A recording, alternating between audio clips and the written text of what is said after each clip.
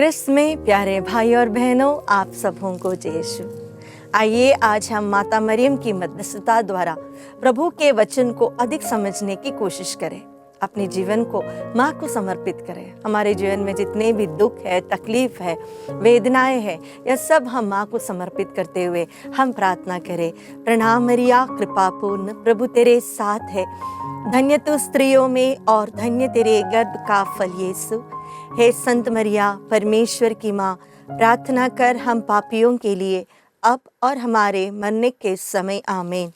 पिता, पुत्र और पवित्र आत्मा की महिमा होवे, जैसे वह आदि में थी, अब है और अनंत काल तक सदा रहेगी। आमीन। प्यारे भाई और बहनों, हम जानते हैं कि प्रभु ईश्वर ने माता मरियम को एक विशिष्ट रूप में बनाया था। उनके लिए एक ईश्वर की योजना ही बहुत अलग थी। जिस प्रकार हम यिर्मयाह का ग्रंथ अध्याय 29 पद संख्या 11 में पढ़ते हैं, मैं तुम्हारे लिए निर्धारित अपनी योजनाएं जानता हूँ। यह प्रभु की वाणी है। तुम्हारे हित की योजनाएं अहित की नहीं, तुम्हारे लिए आशामयी भविष्य की योजनाएं हैं।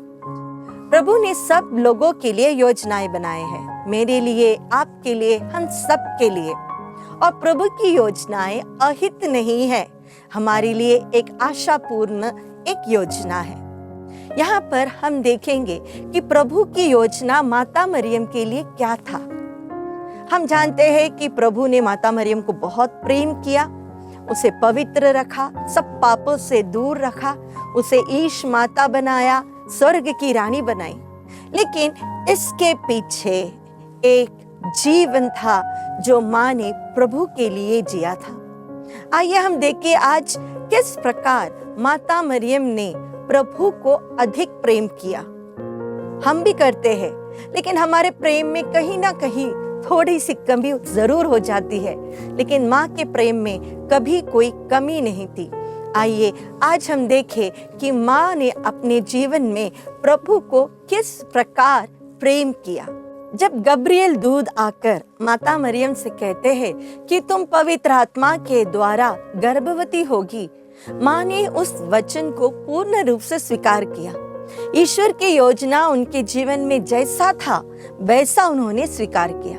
हम जानते हैं कि यहूदी समाज में अगर एक स्त्री प्रेग्नेंट होती है, शादी के पहले उसे पत्थर फेंक कर मारा जाता है। माँ को पता था, माँ की सिर्फ मंगनी हुई थी, शादी नहीं हुई थी।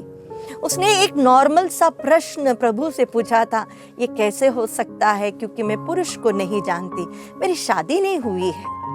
लेकिन कुछ समझ में नहीं आया जब प्रभु ने कहा पवित्र आत्मा तुम पर उतरेगा। कुछ समझ में नहीं आया, लेकिन कहीं ना कहीं एक विश्वास अंदर था कि यह ईश्वर की योजना है। कई बार हमारे जीवन में भी कई प्रार्थनाएं हम करते हैं, हमें समझ में नहीं आता कि हमारी प्रार्थनाओं का उत्तर क्यों नहीं मिलता है और हम उसे छोड़ देते हैं। हमें लगता है कि ईश्वर हमारी बात सुनते नहीं, लेकिन यहाँ पर माँ को कुछ शायद समझ में ही नहीं आया होगा, क्योंकि वो केवल 14 या 16 साल की थी। प्रभु यीशु के आगमन के लिए इस्राएल जनता इंतजार कर रही थी, प्रार्थना कर रही थी। माँ भी ऐसे ही कर रही थी, लेकिन उन्होंने कभी नहीं सोचा होगा कि जो लड़की एक दासी बनना चाहती थी ईश्वर की, वह उसकी माँ बनेगी। समझ में कुछ नहीं आया, लेकिन प्रभु की योजनाओं को पूर्ण रूप से उन्होंने अपने जीवन में स्वीकार किया। वहां पर प्रश्न नहीं था, शक नहीं था, बुन बनाने की कोई आदत नहीं थी, जरूरत नहीं थी। आंखें बंद कर कर ईश्वर की योजना मेरे लिए यह है, यह उन्होंने स्वीकार किया। कई बार जब हम एंट्रेंस एग्जाम्स लिखते हैं, हम क्लियर नहीं होते हैं। मैंने भी सीए का एंट्रेंस लिखा था। मेरे साथ जो पढ़ते थे, मैं उनको सिखाती थी मैथ्स। वे लोग सब मैथ्स के पेपर क्लियर किए, सिर्फ मेरा ही क्लियर नहीं हुआ। मैंने भी बहुत बार प्रभु से प्रश्न किया, प्रभु क्यों मेरा मैथ्स पेपर क्लियर नहीं हुआ, जबकि मेरे फ्रेंड्स मैथ्स में वीक है, मैं उन्हें सिखाती थी, लेकिन वो क्लियर हुए, मेरा नहीं क्यों नहीं हुआ। कई वर्षों के बाद जब मैंने अपना संन्यास वस्त्र स्वीकार किया, तब मेरे मन में यह बात बहुत हाईलाइटेड आ गई, इसके कारण तुमने सीए का एंट्रेंस एग्जाम क्लियर नहीं किया था। प्रभु की योजनाएं हमारी योजनाएं से बहुत अलग होती है। हम दूसरी बात देख सकते हैं कि माँ ने जब प्रभु की बुलाहट को स्वीकार किया, उसे पूर्ण रूप से आज्ञाकारिता के साथ अपने जीवन को प्रभु को समर्पित करते हुए उन्होंने किया। जिस प्रकार माँ ने प्रभु के दूत से कहा, देख मैं प्रभु की दासी हूँ, उसी प्रकार माँ ने पूर्ण आज्ञाकारिता उनके जीवन में दिखाई।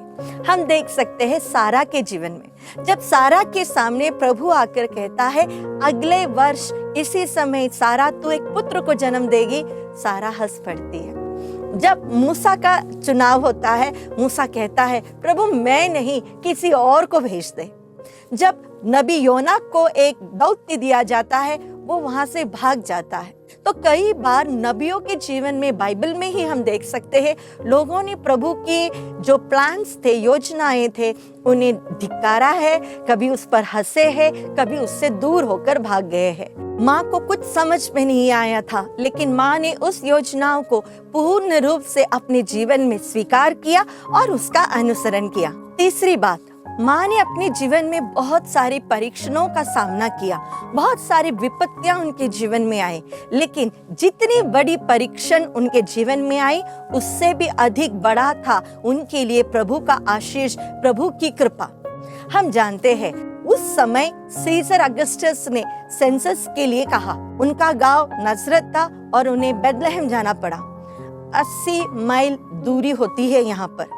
इस रास्ते पर एक गधे के ऊपर बैठकर एक स्त्री जो पूर्ण रूप से गर्भवती है, उसके लिए ये 4 दिन का सफर आसान नहीं था, लेकिन माँ ने उसे स्वीकार किया। वहां जाकर उनको कहीं पे भी एक जगह नहीं मिली अपने बेटे को जन्म देने के लिए। उसे एक छोटे से गौशाले में बदबूदार जानवरों के बीच में अपने बेटे को जन्म देना पड़ा और उसे वहां पर रखना पड़ा। माँ ने कभी भी प्रभु पर प्रश्न नहीं किया, यह तुम्हारा बेटा है, क्या तुम चाहते हो इस बेटे को मैं गौशाले में जन्म दूं? कभी नहीं पूछा। माँ ने कभी संत यूसुफ के सामने बुनबुनाया नहीं। माँ ने कभी गुस्सा नहीं किया कि उसके जीवन में कुछ अच्छा नहीं हो रहा है। और बाद में हम देखते हैं 3 राजा आते हैं, वहां पर आकर उन्होंने कहा कि एक बड़े सितारे ने उन्हें रास्ता दिखाया, वे दंडवत करते हैं। बहुत अच्छी घटना थी वो, लेकिन उसके तुरंत बाद माँ को एक ईर्ष्यालु राजा का सामना करना पड़ता है और वहां से वे लोग भाग जाते हैं। एक पराये देश में बहुत साल उन्हें जीना पड़ता है। ये कुछ भी आसान नहीं था। जितनी बड़ी परीक्षा उनके जीवन में आई, उतनी बड़ी अनुग्रह और आशीष माँ के जीवन में आई। माँ फिर भी अपने वचन पर डटी रही, देख प्रभु मैं तेरी दासी हूँ, तेरी इच्छा मुझ में पूरा हो। हमारे जीवन में जब कुछ अच्छा नहीं होता, हमारे प्लान्स पूरे नहीं होते, तो हम बहुत जल्दी गुस्सा करते हैं, बहुत जल्दी अपने प्रेयर लाइफ को छोड़ देते हैं, बहुत जल्दी दूसरे मंदिरों में जाते हैं, गुरुद्वारा में जाते हैं, लोगों के पास जाते हैं, बहुत जल्दी चिढ़ जाते हैं, नशे की आदत में गिर जाते हैं। हम कहते हैं प्रभु तो हमारी बात सुनता ही नहीं, ईश्वर तो है ही नहीं। हमारे घर में अगर किसी की मृत्यु हो गई तो और हम कहते हैं ये प्रभु ने हमारे साथ अच्छा नहीं किया। माँ के साथ भी प्रभु ने कुछ भी अच्छा नहीं किया। कई लोग सोचते रहेंगे जब हम रोजरी माला करते हैं तो हम बैठ के प्रणाम मरिया बोलते हैं, और सबसे पहले इसका भेद है आनंद का भेद। आप देखिए आनंद के 5 भेद, 5 भेद में माता मरियम को क्या आनंद मिला है। जब गब्रिएल दूत आकर संदेश देता है, वो संदेश से माता मरियम को कोई आनंद नहीं मिला होगा, क्योंकि उसमें तो उसकी मृत्यु सामने आई। जब वो एलिजाबेथ के पास दौड़कर गई, उसमें भी उसको आनंद शारीरिक रूप से नहीं मिला होगा, क्योंकि वो एक छोटी सी कुंवारी लड़की जो माँ बनने वाली थी, बहुत दूर उसे ट्रैवल करना पड़ा था। जब प्रभु का जन्म हुआ, उसमें क्या आनंद है। गौशाले में एक गर्भवती स्त्री अपने बच्चों को जन्म दे। जब प्रभु को मंदिर में चढ़ाया गया, उसमें क्या आनंद मिला माँ को, क्योंकि वह एकदम दरिद्र लोगों की भेंट प्रभु को चढ़ाई थी। और जब उनका बेटा 3 दिन तक गुम हो गया, उसमें माँ को क्या आनंद मिला। हम जब भी माँ के जीवन को देखें, आनंद बोली चीज वहां उनके जीवन में नहीं थी, लेकिन उनके जीवन में एक विश्वास था, एक दृढ़ विश्वास कि यह प्रभु की योजना है और वह हमारे जीवन में पूरा जरूर होगा। अगली बात, माता मरियम ईश्वर के वचन को जानती थी और अपने जीवन में उसकी पुष्टि करती थी। वह एक यहूदी स्त्री थी और उसने भी तोरा जरूर सीखा है। इसीलिए ही माता मरियम के भजन में हम देख सकते हैं वह ईश्वर के जितने भी महान अद्भुत कार्य है उसकी प्रशंसा करती है। वह अब्राहम के ऊपर ईश्वर ने जो प्रॉमिस दिया है उसकी प्रशंसा करती है। तो माँ के जीवन में वचन को बहुत बड़ा स्थान था। माँ जानती थी ईश्वर का वचन क्या है और उसे अपने दिल में संजोए भी रखती थी। इसीलिए ही रोमियो के नाम पत्र अध्याय 8 पद संख्या 28 में हम पढ़ते हैं, हम जानते हैं कि जो लोग ईश्वर को प्यार करते हैं और उसके विधान के अनुसार बुलाए गए हैं, ईश्वर उनके कल्याण के लिए सब बातों में उनकी सहायता करता है। उन लोगों को जिन्हें प्रभु ने बुलाया है, जिन्हें प्रभु ने चुना है, उन्हें सब बातों में ईश्वर सहायता करता है। यह बात माता मरियम को बहुत अच्छे से पता था। जीवन में प्रभु ने आज तक जो कुछ कहा है, जितने भी वादे दिए हैं इस्राएल जनों के लिए, वह सब पूरा हुआ था। और माँ को यह भी पता था मेरे जीवन में प्रभु ने जो बात कही वह भी पूरा होगा।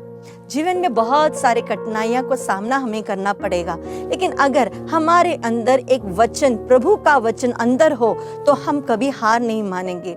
बहुत बार हम उदास हो जाते हैं, हमें लगता हमारे साथ कोई नहीं है, हमें लगता कि हमारा जीवन अटर फेलियर हो चुका है, लेकिन वचन कहता है मैं तुम्हारे साथ हूँ, मैं तुम्हें हारने नहीं दूंगा, मैं एक विजय योद्धा हूँ, मैं तुम्हें प्यार करता हूँ, मुझे तुम्हारी जरूरत है, तुम मेरी आंखों की पुतली के समान हो।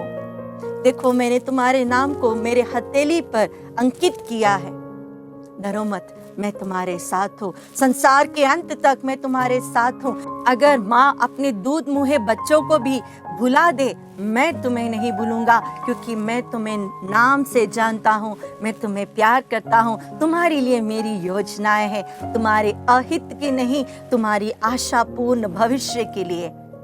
अगर हमारे अंदर यह वचन है तो शायद दुनिया में सुसाइड केसेस कम हो जाएंगे, परिवारों में नशे की आदत वाले लोग कम हो जाएंगे, परिवार में शांति रहेगी। माँ ने अपने जीवन में बहुत कुछ सहा, कुछ समझ में नहीं आया था, लेकिन ईश्वर पर अटल विश्वास था।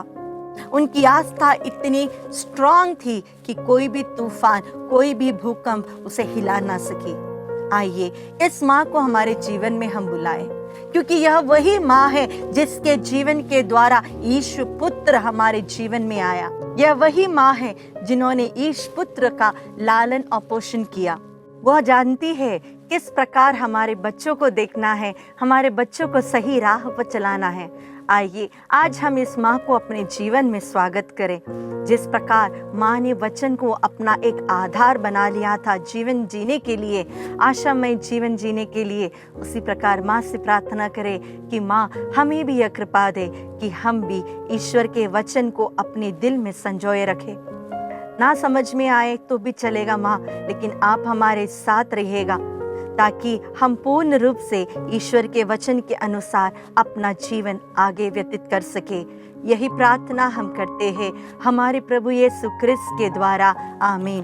पिता, पुत्र और पवित्र आत्मा की महिमा होवे, जैसे वह आदि में थी, अब है और अनंत काल तक सदा रहेगी, आमीन।